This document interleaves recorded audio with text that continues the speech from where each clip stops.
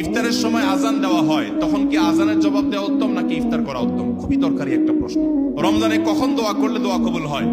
রমজানে দোয়া কখন কবুল হয়? সারি ও ইফতারে কোন দোয়া আছে কিনা? তারাবির নামাজের নিয়ত কিভাবে করব?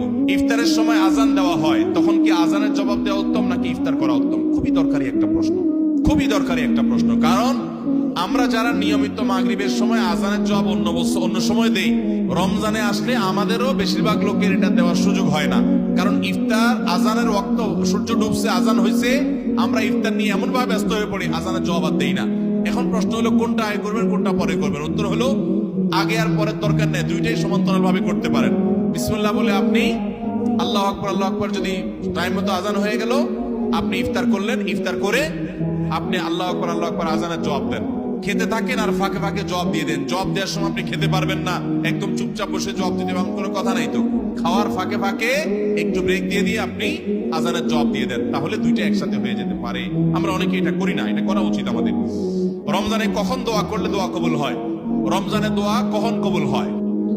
প্রথমত, রোজাদার ব্যক্তির সারাদিনই দোয়া কবুল হয়। নবী করিম সাল্লাল্লাহু আলাইহি ওয়াসাল্লাম বলেছেন যে রোজাদার ব্যক্তির দোয়া কবুল হয় হাত্তা ইফতিরা, সে ইফতার করার আগ পর্যন্ত। কোন হাদিসে আসছে হিনা ইফতির, ইফতারের সময়টাতে দোয়া কবুল হয়। তাহলে রোজাদার সারাদিনই তার দোয়া কবুল হয়।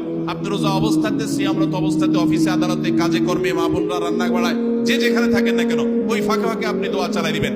এবং দোয়ার জন্য অজুও জরুরি না, বিনা অজুতেও দোয়া করতে পারেন, যদি অজু করে করলে উত্তম। আর দুই হাত তুলে করতে পারছেন না, কাজ করছেন, মনে মনে আল্লাহর সাথে কথা বলছেন, এটাই দোয়া, মুনাজাত চলতে থাকবে। সারাদিনই রোজাদার ব্যক্তি রোজা অবস্থায় দোয়া কবুল হয়। বিশেষ করে ইফতারের আগ মুহূর্তে দোয়া কবুল হয় স্পেশালি। আর ভোর রাত, সেটা তো দোয়া কবুলের সময়, সাহরির সময়টা। তাহলে সারাদিন, ইফতারের আগে এবং সাহরির সময়, 3 সময় রমজান মাসে দোয়ার জন্য বিশেষভাবে যত্নশীল থাকবো। তারাবির নামাজের নিয়ত কিভাবে করব? তারাবির নামাজের নিয়ত কিভাবে করবেন? কারণ মুখস্থ আছে তারাবির নিয়ত? নামাইতুয়ান বলেন, কার মুখস্থ আছে? একজন বলেন অন্তত। তারাবির নিয়ত কে বলতে পারবে?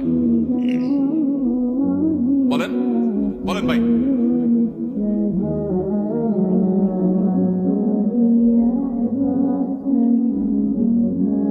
মাশাআল্লাহ মাশাআল্লাহ, এবারে পুরস্কার দেওয়া উচিত।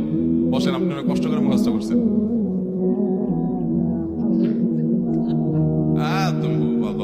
সদর লোক ভাই, কালো।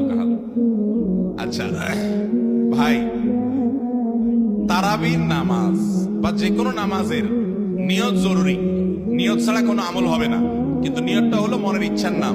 নিয়তটা কিসের নাম? আমি ভাইকে দিয়ে নিয়তটা কেন শুনছি সেটা আপনারা জানেন না আপনারা।